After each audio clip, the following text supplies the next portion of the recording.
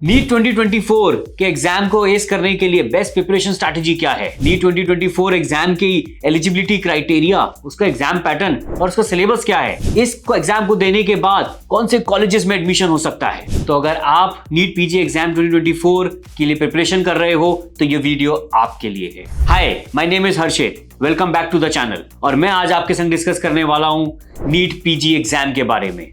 और अगर आपको ये वीडियो पसंद आए तो इस वीडियो को लाइक, शेयर एंड कमेंट करना ना भूलें और इस चैनल को सब्सक्राइब करना ना भूलें। तो आइए शुरू करते हैं। नीट और national eligibility cum entrance test वो एग्जाम है जो मेडिकल में पोस्ट ग्रेजुएट कोर्सेज में एडमिशंस के लिए होता है। ये exam national exam body in medical sciences करवाती है और वो लोग जो मेडिकल में अपना करियर बनाना चाहते हैं या मेडिकल में होते हुए भी अपनी स्पेशलाइजेशंस को बेटर करना चाहते हैं, वो ये एग्जाम दे सकते हैं। इस एग्जाम की डेट है 23 जून 2024 और अगर आप मेडिकल में एमडी, पीजी या एमएस करना चाह रहे हो तो हमारी इस वीडियो को एंड तक देखो। इस एग्जाम की रजिस्ट्रेशन स्टार्ट हो चुकी है और इसकी लास्ट डेट है 6 मई। आपके एडमिट कार्ड जून में आएंगे और जैसे अपन ने बात करी कि 23 जून 2024 इज द एग्जाम डेट, तो आपको उसके हिसाब से ही अपनी प्रिपरेशन को करना है। आइए बात करते हैं इसके रजिस्ट्रेशन प्रोसेस के बारे में। तो पहले आपको नीट की ऑफिशियल वेबसाइट पे जाना है, वहां पर जाकर अपने आप को रजिस्टर करना है और अपनी बेसिक डिटेल्स डालनी है। उसके बाद आपके पास ऑप्शन आएगा एप्लीकेशन फीस पे करने का। बेस्ड ऑन आपकी कैटेगरी आपको अपनी एप्लीकेशन फीस पे करनी होगी और आपका फॉर्म सबमिट हो जाएगा। इट्स सिंपल, बट एक चीज याद रखना कि आप जो भी डिटेल्स डालो वो बिल्कुल सही हो फॉर्म के अंदर, बिकॉज आपका एडमिट कार्ड इसी के बेसिस पे जनरेट होता है। इस एग्जाम की एक खासी बात यह है कि जो भी एप्लीकेशन फॉर्म आप सबमिट कर रहे हो उसको आप एडिट कर सकते हो। तो मान लो अगर कोई प्रॉब्लम है तो आप उसको एडिट करके 16 मई से पहले आप उसको एडिट करके वापस से रीसबमिट कर सकते हो। वंस 16 मई क्रॉसेस, उसके बाद ये एप्लीकेशन फॉर्म एडिट भी नहीं किया जा सकता। और अब बात करते हैं इस एग्जाम की एलिजिबिलिटी के बारे में। तो कैंडिडेट्स के पास एटलीस्ट या तो एमबीबीएस की डिग्री होनी चाहिए या provisional MBBS certificate provided by NMC होना चाहिए। This is the mandatory requirement to give this exam. Second requirement is आपकी जो 1 ईयर इंटर्नशिप है वो 15 अगस्त तक या तो कंप्लीट हो जानी चाहिए या पहले ही कभी कंप्लीट हो चुकी हो। आप 15 अगस्त के बाद अगर आपकी इंटर्नशिप कंप्लीट हो रही है तो आप इस रिक्वायरमेंट को फुलफिल नहीं कर रहे। तीसरी, अगर आप फॉरेन नेशनल हैं तो आप ये एग्जाम दे सकते हैं, बट आपके पास फॉरेन ग्रेजुएट मेडिकल सर्टिफिकेट होना चाहिए which proves that you have completed the medical graduation from that foreign nation. और एक इंपॉर्टेंट बात दोस्तों कि इस एग्जाम में आप मल्टीपल अटेम्प्ट दे सकते हो and there is no bar on the age. आप कोई भी एज के हो, आप कितने भी अटेम्प्ट इस एग्जाम में दे सकते हैं। अब बात करते हैं इस एग्जाम के सिलेबस के बारे में। तो इस एग्जाम का सिलेबस 3 पार्ट में डिवाइडेड है।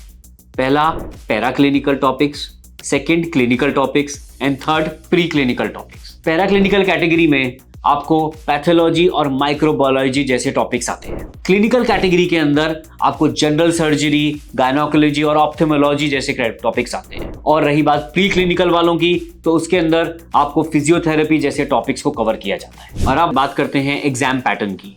तो ये एग्जाम कंप्यूटर बेस्ड एग्जाम है जिसके अंदर आपको 3 आवर्स टू 3.5 आवर्स मिलता है टू कंप्लीट दिस एग्जाम। इसके अंदर 200 MCQ क्वेश्चंस आते हैं, मीडियम इंग्लिश रहता है और हर सब्जेक्ट वाइज इसके अंदर मल्टीपल चॉइस क्वेश्चंस होते हैं। मार्किंग स्कीम की बात करें तो आपको हर एक करेक्ट आंसर के लिए 4 मार्क्स मिलते हैं, लेकिन हर एक गलत आंसर के लिए आपका 1 मार्क डिडक्ट भी होता है। तो please be careful while giving this exam. अगर इस एग्जाम की डिफिकल्टी पैटर्न पे बात करें तो लास्ट ईयर का एग्जाम को हम एक मीडियम डिफिकल्ट लेवल एग्जाम बोल सकते हैं, जिसमें majority of questions clinical category पे थे। और इस ईयर भी सिमिलर ट्रेंड एक्सपेक्ट किया जा सकता है इस एग्जाम के अंदर। और इस एग्जाम का एडमिट कार्ड की डेट्स ये आ गया है कि जून में रिलीज होंगे, बट एग्जैक्ट डेट्स नहीं आई हैं। तो उसके लिए आपको कम्युनिकेशन ऑफिशियल वेबसाइट पे भी मिल जाएगा और आप हमारे चैनल पे भी कनेक्ट रहें, वहां पे भी हम ये इन्फॉर्मेशन लाते रहेंगे कि आप कैसे इस एडमिट कार्ड को आगे डाउनलोड कर सकते हैं। नीट पीजी का रिजल्ट 15 जुलाई को रिलीज कर दिया जाएगा और कट ऑफ भी उसी दिन रिलीज होगी। तो अगर आपको एक्सपेक्ट करना है कि कितनी परसेंटाइल आपकी आएगी based on the cut off score, तो अभी आपको स्क्रीन पे एक टेबल शो हो रही होगी, आप इसको जल्दी से स्क्रीनशॉट कर लो और आप अपना स्कोर इसके बेसिस पे कंपेयर कर सकते हो। इस एग्जाम के थ्रू आप AIIMS, CMC Vellore, KGMU Lucknow जैसे टॉप इंडियन कॉलेजेस के अंदर एंट्रेंस ले सकते हो। तो इसके लिए इस एग्जाम को ध्यान से तैयारी करो और इस एग्जाम के लिए बेस्ट प्रिपरेशन स्ट्रैटेजी मैं आपको थोड़ा सा गाइड करूंगा। पहली चीज, ये एग्जाम बहुत वास्ट है, तो सब्जेक्ट वाइज अपने सिलेबस को ब्रेक करो और उसके बेसिस पे प्रेप करो। सेकेंड, मॉक टेस्ट और उसके बेसिस पे जो रिजल्ट आते हैं उसको ऑप्टिमाइज करो। बार बार जितना आप मॉक एग्जाम दोगे उतना आप एग्जाम के दिन के लिए प्रिपेयर कर पाओगे अपने आप। एंड थर्ड, रिवीजन कॉन्स्टेंटली बना के रखो। टिल डेट एग्जाम जून में है, तो जून तक हमें हर सब्जेक्ट को प्रॉपरली रिवाइज करना है, उसके मॉक एग्जाम्स प्रॉपरली देने हैं और उसमें जो गलतियां कर रहे हैं उनको रिवाइज करके और बेटर करना है। अगर आप ये 2-3 चीज़ों को डिसिप्लिन के साथ फॉलो करते हो और अपना एक क्लियर माइंड के साथ प्रिपरेशन करते हो तो नो डाउट आप इस एग्जाम को एस कर पाओगे। आई होप आपको ये वीडियो अच्छी लगी होगी। हम ऐसे ही और एग्जाम के वीडियोस अपने चैनल पे लाते रहेंगे, तो जुड़े रहिए हमारे साथ इस चैनल पे।